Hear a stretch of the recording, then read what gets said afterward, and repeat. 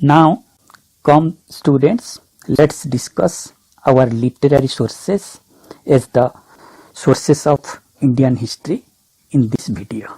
Now, let's watch it. Let's forget about archaeology for just a moment. Today, our journey into the past isn't about digging through dirt. It's about diving into words. We're going to explore how ancient India's history wasn't just carved in stone, but was written down on palm leaves in incredible epic poems and in detailed manuals for kings. Just think about it for a second. Imagine trying to understand a world that existed thousands of years ago. The people, their beliefs, their rulers, their everyday lives. I mean, how can we possibly know what they were thinking? How do we actually hear their voices across all that time? Well, for ancient India, a huge part of the answer lies right here, in delicate manuscripts, just like this one. You see, while empires leave behind ruins and monuments, they also leave behind words. And it's in those stories, those poems, and those records that we find the clearest echoes of a world that's long gone. So how do historians actually use these texts? Well, it's a little bit like being a detective. You can't just invent the past. You need to follow the clues. And for a historian, those clues come from all sorts of different sources. A historian's toolkit is packed with everything from old coins to the findings from archaeological digs. But as this chart shows us, one of the most powerful tools in that kit is the literary source. And that is exactly what we're focusing on today, the books and texts that tell the story of ancient India. You know, there's a simple but really powerful idea at play here. Literature is a mirror of the society that creates it. Think of these texts as the operating system of a civilization. They reveal the hidden code behind their social norms, their laws, their beliefs, basically everything that made them who they were. Okay, so let's start with our first major category, the absolutely vast library of religious literature. Now, these texts were written for spiritual purposes, of course, but for historians, they are invaluable windows into the philosophy, the society, and the entire worldview of ancient India.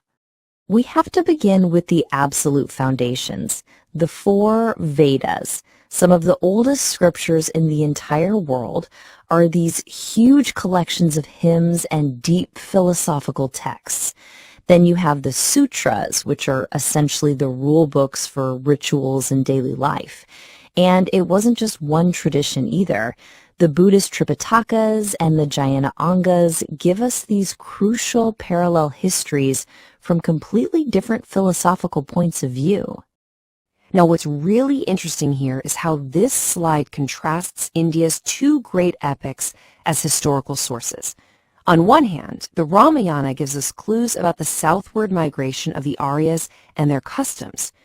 The Mahabharata, on the other hand, while it's centered on a great war, gives us this incredibly deep dive into the political philosophy and the social systems of that time. Next up are the Puranas. Now, on the surface, they might just look like collections of myths, but when you examine their structure, you find something absolutely incredible. They systematically cover everything from the creation of the world to, and this is most important for historians, this 5th part, Vamsuncharita. These are detailed family trees of kings and dynasties, a priceless blueprint for understanding political history.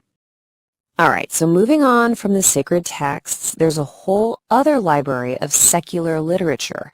These aren't about gods and creation. They're about the real world, things like governance, science, law, and just daily life. This is where we get to see the machinery of an ancient society really at work. This table shows some amazing examples.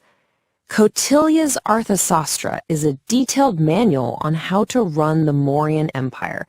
It's like finding the government's top-secret playbook, covering everything from how to collect taxes to espionage. Kamandaka's Nitisara offers a similar window into the later Gupta administration. And even a book on Sanskrit grammar like Panini's Astadhyayi reveals something profound, the existence of a highly organized intellectual culture that was capable of such systematic thinking. And this knowledge wasn't just about politics. Secular literature shows us these incredible scientific advancements. We find sophisticated books on human medicine, laying out surgical procedures and all kinds of remedies. There are works on mathematics and astronomy, and get this, there are even highly specialized manuals on veterinary medicine for war elephants and cavalry horses, which just goes to show you a society that documented everything. Okay, now we come to the most direct sources of all, actual historical works and biographies.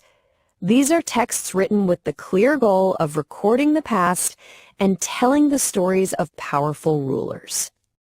A perfect example is the Harshacharita, which was written by the court poet Banabhatta. This isn't a myth or an epic poem. It's a biography, giving us a detailed contemporary account of a specific king from the 7th century. It tells us all about the life and reign of King Harshavardhan, recording everything from his military campaigns and administration to his love for the arts. It's almost like finding a royal press release from 1400 years ago. Then we have a truly unique work called the Rajatarangini by Kalhana. It was written in the 12th century, and it's often considered the very first attempt at writing a systematic, evidence-based history in India. It's not just about one king. Its name literally means River of Kings, and it provides a continuous story and a detailed family tree for the rulers of Kashmir over hundreds and hundreds of years. It's a monumental achievement. And finally, to show you how history can come from the most unexpected places, we have the Mudrakshasa, which is actually a historical play by Visakadatta. So even though it's a work of drama full of political intrigue and spies, it gives us vital details about a pivotal moment in history, the rise of the great emperor Chandragupta Maurya and his overthrow of the Nanda dynasty. It's a perfect example of how art can preserve historical memory. So, what do we have? We have all these different types of texts: sacred, secular, and historical. The real craft of the historian, the real art, is to take all of these threads and weave them together, to read between the lines and build a coherent picture of the past. So in the end, what does this amazing library of ancient texts give us? Well, as this slide summarizes, it gives us a deep understanding of social structures. It reveals the political systems of great empires. It preserves the histories of kings and entire dynasties. And it showcases a vibrant intellectual life, with advances in everything from grammar to medicine. And this brings us to a final thought, doesn't it? We no longer write on palm leaves. Our records are digital, and they seem absolutely endless. Our emails, our social media posts, our documents. What story will all of this digital stuff tell a historian 1,000 years from now about who we were? Now come, let's look at this lesson in the form of some slides. It will help us get a clear idea of the lesson.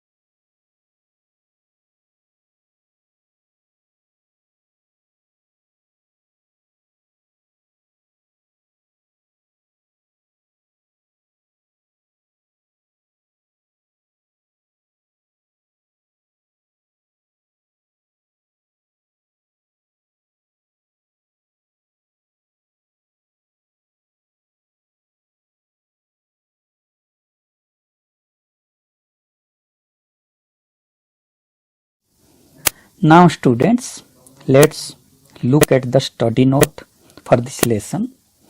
I have provided it here. This is the study note for this lesson. Read this once, take a screenshot and keep it. It will be useful later for reading offline.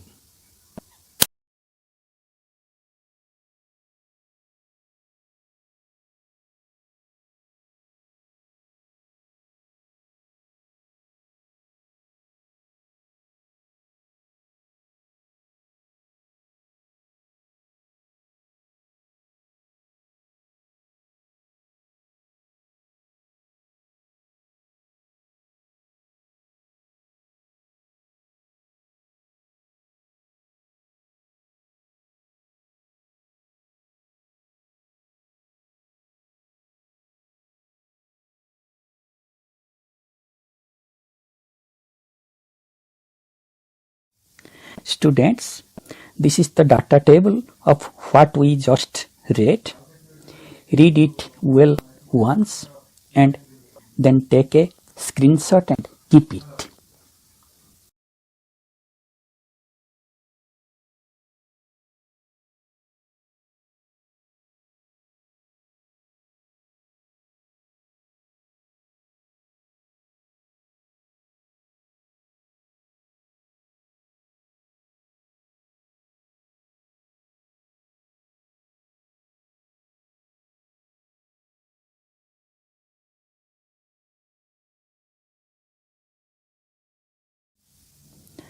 Now students, this is the infographic of this lesson.